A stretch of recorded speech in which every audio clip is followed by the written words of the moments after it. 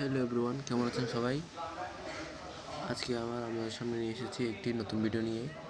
আজকে আমরা দেখব কীভাবে আপনার স্মার্টফোনকে নোকিয়া বাটন ফোনের মতো করে কনভার্ট করতে পারবেন। চলুন আমরা প্রসেসটা শুরু করে যাচ্ছি।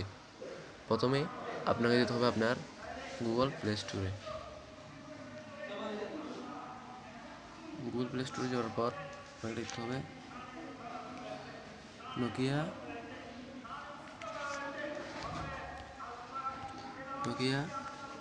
পাশাপাশি।